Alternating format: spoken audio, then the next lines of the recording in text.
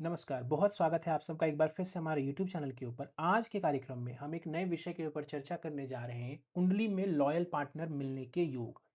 देखिए, आज के समय में लव रिलेशनशिप हो या फिर विवाह की बात की जाए, तो वहाँ पर ये दिक्कत, ये परेशानी बहुत आम हो गई है कि मेरा पार्टनर अच्छा नहीं है और अच्छा में भी लॉयल्टी के ऊपर बहुत ज़्यादा प्रश्न चिन्ह लगने लगे हैं, कि सामने वाले का एक्स्ट्रा मैरिटल अफेयर हो रहा है या व्यक्ति चीट कर रहा है, ब्ला, ब्ला, ब्ला। तो यहाँ पे हम कुंडली के माध्यम से, आपकी स्वयं की पत्रिका के माध्यम से हम जान सकते हैं कि क्या आपको लॉयल पार्टनर मिल सकता है या फिर आपको नहीं मिल सकता है। तो आज के दौर में भी आपको लॉयल पार्टनर मिल सकता है यदि आपकी पत्रिका ऐसे योग को आपकी कुंडली में बना रही हो। क्या वो योग है उसकी बात करते हैं। देखिए, विवाह की पहले बात करते हैं, फिर हम प्रेम संबंध की भी बात करेंगे या उसको आप लगा सकते हो उसके ऊपर भी। विवाह के लिए अगर हम देखें तो हमें पता है कि जो सेवेंथ हाउस है ये विवाह का होता है, ये सबको पता है। अगर सेवेंथ हाउस के ऊपर या सप्तमेश के ऊपर गुरु का प्रभाव हो, बृहस्पति का प्रभाव सप्तम भाव या सप्तमेश के ऊपर हो, यानी कि सप्तमेश मान लीजिए शुक्र बनता है। अगर किसी की पत्रिका में मान लीजिए यहाँ पे शुक्र प्लस गुरु बैठ जाए, ये दोनों जगह नहीं बैठा है गुरु, या तो यहां बैठ जाए या तो फिर वो सप्तमेश के साथ बैठ जाए, यानी कि गुरु का प्रभाव आपके विवाह के ऊपर नजर आ रहा हो, सप्तम भाव के ऊपर, सप्तमेश के ऊपर, या फिर आपका जो सप्तमेश है वो गुरु की राशि में बैठ जाए। यहां शुक्र बनते हैं तो वो गुरु की राशि में बैठ, उच्चता नीचता को हम छोड़ देते हैं, मतलब उच्चता को छोड़ देते हैं। यहाँ पे धनु में है, यहाँ पे मीन में है, हमें उससे मतलब है कि ये गुरु की राशि में है। हम यहाँ पे ये कह रहे हैं गुरु या तो सप्तम, सप्तमेश या सप्तमेश गुरु की राशि में गया तो लॉयल पार्टनर, जिम्मेदार पार्टनर मिलने की संभावना बढ़ जाती है। एक बात। दूसरी बात, हमें पता है कि जो शुक्र है ये विवाह का कारक है। जो शुक्र है ये विवाह के कारक है।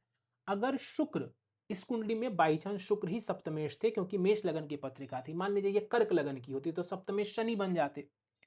तो वहां पर हम शनि को कहते कि शनि गुरु की राशि में है कि नहीं, सप्तमेश गुरु की राशि में है कि नहीं। अब चूंकि शुक्र विवाह के कारक हैं तो लगन कोई भी हो, हमें शुक्र को तो देखना ही पड़ेगा।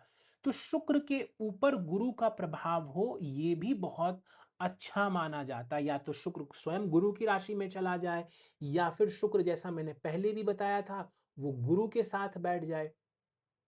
ठीक है, तो इसका मतलब है कि अगेन यहाँ पर आपको लॉयल पार्टनर, जिम्मेदार पार्टनर, ट्रेडिशनल पार्टनर, जो कि आपके फैमिली वैल्यूज को, आपकी भावनाओं की कद्र करने वाला हो, जिम्मेदारी निभाने वाला हो, ऐसा पार्टनर मिलने की संभावना बढ़ जाती है जब गुरु का प्रभाव विवाह के ऊपर, शुक्र के ऊपर, सप्तमेश के ऊपर होता है। आपको पता है कि विवाह के लिए हम नवमांश भी देखते हैं, तो नवमांश में भी आप यही चीज चेक करिए कि वहां सप्तम भाव, सप्तमेश के ऊपर गुरु का प्रभाव है कि नहीं। थोड़ी देर के लिए इसी को आप नवमांश मान लीजिए और देखिए कि क्या वहां पर जो सप्तमेश है क्या वो गुरु की राशि में है, क्या गुरु सप्तम में है, क्या गुरु सप्तमेश के साथ बैठा हुआ है। तो अगर बृहस्पति का प्रभाव बार बार अगर आ रहा है या कई सारे मामलों में आ रहा है, तो आप कह सकते हैं कि हाँ, संभावना अच्छी है कि आपको लॉयल पार्टनर मिले। वहीं अब नेगेटिव्स की बात कर लेते हैं कि किसको लॉयल पार्टनर नहीं मिलेगा या किसके साथ धोखा होने की संभावना पत्रिका बता रही है। देखिए, अगर सप्तम भाव या सप्तमेश के ऊपर राहु का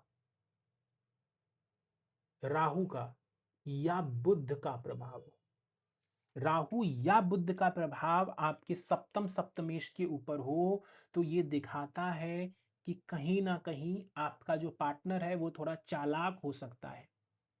आपका पार्टनर चालाक हो सकता है, चतुर हो सकता है। देखिए, एक चीज होती है अच्छी समझदारी होना, वो भी दे सकता है, लेकिन यहाँ पे राहु बुध जो है ना, ये डाइसी प्लैनेट्स हैं। राहु के बारे में तो आपको पता ही है, लेकिन बुध भी ना बहुत ट्रिकी है, जैसे जगह बैठता है ना वैसा गुण अपना लेता है। अगर बुध को गुरु के साथ बिठा दो, बुध को गुरु की राशि में बिठा दो, तो ये बिल्कुल सज्जन बन जाता है। और अगर इस बुध को आप शुक्र की राशि में बिठा दो या मिथुन में बिठा दो, मिथुन में या शुक्र की राशि में बिठा दो, तो यही बुध जो है फिर दुर्जन बन जाता है, ये फिर उल्टी खोपड़ी वाला हो जाता है। तो राहु बुध का संबंध सप्तम भाव या सप्तमेश से जुड़े लगन कुंडली में, नवमांश कुंडली में, तो ये कहीं ना कहीं ये दिखाता है कि आपका पार्टनर शातिर हो सकता है, शातिर हो सकता है। और आजकल शातिर है तो कहीं ना कहीं वो आपको धोखा भी दे सकता है। अच्छा, अगर मान लेते हैं कई बार ये सब जब होता है तो व्यक्ति ये सोचता है कि क्या इसके साथ मेरी निभेगी, लंबा चलेगा या नहीं चलेगा। अगर लग्नेश सप्तमेश साथ बैठे हों किसी कुंडली में, जैसे यहां पर मंगल और शुक्र बनते हैं लग्नेश सप्तमेश, मान लीजिए थोड़ी देर के लिए मंगल प्लस शुक्र 10th हाउस में, तो आप कहेंगे कि हाँ, चाहे जो भी हो, यहाँ राहु ही क्यों ना बैठा हो मान लीजिए, आप तब भी कहेंगे कि मंगल शुक्र लग्नेश सप्तमेश साथ में है, तो आपके आगे एक साथ रहने की संभावनाओं को बल मिलता है। इसमें केवल एक एक्सेप्शन है, वो है अगर सूर्य का लगन या कुंभ लगन आ जाए। यहां अगर 5 नंबर का लगन हो या 11 नंबर का लगन हो और लग्नेश सप्तमेश साथ बैठे हो, तो ये नियम काम नहीं करेगा। ये एक्सेप्शन है, ये ध्यान रखिएगा कि ये एक्सेप्शन है। ठीक है ना, ये एक्सेप्शन है। जब ये 5 या 11 नंबर यहां लिखा हुआ हो तो सूर्य शनि बन जाएंगे परस्पर लग्नेश सप्तमेश, वहां वो साथ बैठ जाए तो फिर वो कट्टर शत्रु होते हैं, वो प्रॉब्लम देंगे, ना कि एक साथ रखेंगे। उसके अलावा जितने भी लगन यहां पर बनते हैं लग्नेश सप्तमेश, वो अगर साथ बैठे हो तो ये व्यक्ति को दिखाता है कि आपका वैवाहिक जीवन लंबा चलेगा। ठीक है। इसके अलावा दारा कारक, आपको पता होगा कि जो सबसे कम डिग्री का ग्रह होता है पत्रिका में, आपने सुना होगा, जैमिनी ज्योतिष से ये आया है दारा कारक, जिसको हम इंग्लिश में डीके कहते हैं। डीके मतलब दारा कारक। लोएस्ट डिग्री का प्लैनेट होता है, कोई 0 डिग्री पे है, कोई 1 डिग्री पे है, 2 डिग्री पे है, 3 डिग्री पे है, ऐसा ग्रह आपको ढूंढना है चार्ट में। इसमें राहु केतु नहीं आएगा। राहु केतु को हटा के आप बाकी के जो 7 ग्रह जो प्रत्यक्ष ग्रह हैं, सिर्फ उसी को देखिए। राहु केतु को कभी नहीं लिया जाता है। एक्सेप्शन हो तो ले सकते हैं राहु को, लेकिन वो एक्सेप्शन आज तक मुझे नहीं मिला और किसी को भी नहीं मिला है। खैर, तो 7 चर कारक पर ही हम काम करेंगे और जो सबसे लोएस्ट डिग्री का प्लैनेट है उसको दारा कारक कहते हैं।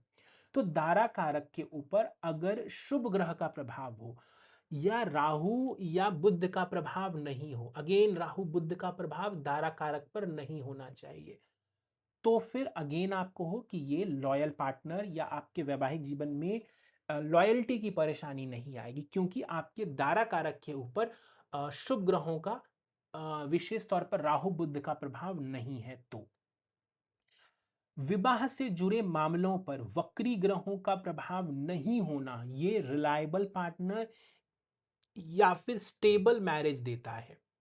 मैं दोबारा दोहराता हूं, वक्री ग्रह, अब राहु तो वक्री चलता ही है, ये तो जब भी बैठेगा तो दोनों कंडीशन फुलफिल कर देगा, इसीलिए राहु खराब है।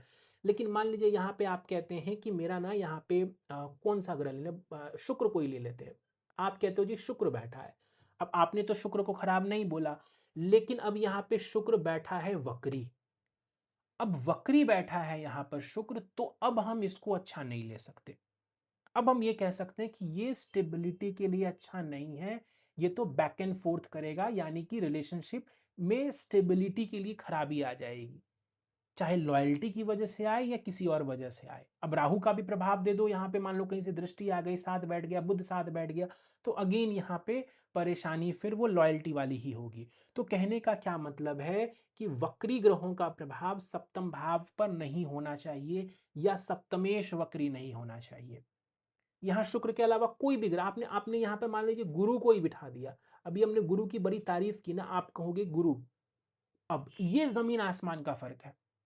अभी जिस गुरु की हम तारीफ कर रहे थे, अब हम कहेंगे ये तो वक्री गुरु है, इसकी तो धुरी हिली हुई है। धुरी हिली हुई है मतलब ये स्टेबल है ही नहीं, तो ये स्टेबिलिटी नहीं देगा। यहीं पे थोड़ा ना क्या कहते हैं, वो माइन्यूट सा फर्क आता है प्रिडिक्शन में। अभी मैंने गुरु के ऊपर वीडियो बनाया, आप कहते गुरु यहाँ है, मेरी भी कुंडली में है, ये रिलेशनशिप बड़ा अच्छा चलेगा। लेकिन गुरु अगर वक्री है तो फिर ये जो जितनी हम उम्मीद लगा रहे हैं वो उम्मीद अब मेरी धूमिल हो जाएगी। अब मैं आश्वासन नहीं दे पाऊंगा इसको, क्योंकि गुरु वक्री हो गया है। तो वक्री का मतलब है कि स्टेबिलिटी के लिए हम उसको अच्छा नहीं कह सकते हैं, चाहे वो गुरु ही क्यों ना हो। तो वक्रता नहीं होनी चाहिए, सप्तम भाव में बैठे ग्रह हो या सप्तमेश, वो वक्री नहीं होने चाहिए, ये ध्यान रखिएगा। और ये चीज़ आप नवमांश में भी चेक कर सकते हैं। अगर हम रिलेशनशिप की बात करें, अभी हमने विवाह के ऊपर बात की, यही कॉन्सेप्ट को आप पंचम के ऊपर शिफ्ट कर दीजिए। मतलब पंचम भाव में कोई वक्री ग्रह नहीं हो, राहु जैसा। पंचम भाव में राहु बुध जैसे ग्रह नहीं हो। पंचमेश जैसे यहाँ पे सूर्य बनता है, पंचमेश जो है वो राहु या बुध के साथ नहीं हो। अगर है तो लॉयल पार्टनर मिलने की संभावना को ये कमजोर कर देता है। फिर मेरे साथ रिलेशनशिप में जो आएगा वो थोड़ा चालाक व्यक्ति आ सकता है, थोड़ा उल्टी खोपड़ी का आ सकता है, जो मेरा यूज कर ले, जो मेरा इस्तेमाल कर ले, जो मेरे इमोशंस को ठेस पहुंचा दे। जिस शुक्र की हम बात विवाह के लिए कर रहे थे, उस शुक्र को आप देख सकते हो, अगर शुक्र यहाँ पे बैठ जाए मिथुन राशि में, तो ये कहीं न कहीं दिल फेक इंसान को दिखाता है। शुक्र मिथुन का बैठा हो तो मल्टीपल रिलेशनशिप, शुक्र राहु हो जाए या मंगल हो जाए या यहाँ पे बुध हो जाए, माफ़ी चाहूँगा, बुध हो जाए मिथुन में। मिथुन में शुक्र है, ध्यान से समझिएगा, या राहु के साथ या बुध के साथ या मंगल के साथ। तो ये दिखाता है कि जिसके चार्ट में ये योग है, इस व्यक्ति के मल्टीपल रिलेशनशिप्स बनेंगे। ठीक है? शुक्र मिथुन राशि में मंगल राहु या बुध के साथ, तीनों में से किसी के भी साथ हो, तो सिर्फ एक रिलेशनशिप नहीं रहेगा, व्यक्ति के मल्टीपल अफेयर्स होने की संभावना बढ़ जाती है। तो अगर वक्रता पंचम पंचमेश के साथ मिले, राहु बुध मिले, शुक्र का प्रभाव मिले राहु वगैरह के साथ, तो आपको हो कि आपके लॉयल पार्टनर मिलने की संभावना कमजोर हो जाती है। वहीं अब गुरु बैठ जाए यहाँ, मान लीजिए गुरु बैठ गया यहाँ, तो भले ही रिलेशनशिप लेट से बनेगा, ठंडापन रहेगा, थोड़ा बहुत ज्यादा इमोशन रोमांस नहीं रहेगा, लेकिन जिम्मेदारी, लॉयल्टी, लॉन्ग टर्म साथ में रहना, ये जरूर रहेगा अगर गुरु यहाँ पर बैठा हुआ हो तो यहाँ पर आपको दोबारा वही लॉयल्टी के लिए गुरु के फैक्टर्स को देखने कि जुपिटर जितनी ज़्यादा जगह पर मुझे मिल जाए, वक्रता ना मिले, राहु बुध ना मिले, उतना ज़्यादा मुझे लॉयल पार्टनर मिलने की संभावना बढ़ जाती है, चाहे वो विवाह की बात हो या फिर मेरे रिलेशनशिप की बात हो। चलिए, तो ये था हमारा आज का कार्यक्रम। अगर वीडियो पसंद आया तो आप इसको लाइक कर दें। कोई सवाल है इस वीडियो से जुड़ा हुआ, कोई प्रश्न है, आप कुछ पूछना चाहते हैं, नीचे कमेंट सेक्शन में आप हमसे पूछ सकते हैं। कुंडली एनालिसिस करवाना चाहते हैं, गहनता से अपनी कुंडली का अध्ययन करवाना चाहते हैं, तो स्क्रीन के ऊपर दिए जा रहे व्हाट्सएप नंबर के ऊपर आप हमसे संपर्क कर सकते हैं। चैनल को सब्सक्राइब करना ना भूलें। अगर कार्यक्रम पसंद आया है तो चैनल को ज़रूर सब्सक्राइब कर लें, ताकि आगे भी आपको ऐसी वीडियोज़ मिलते रहें। इस वीडियो में फ़िलहाल इतना ही। आप सभी का बहुत बहुत धन्यवाद।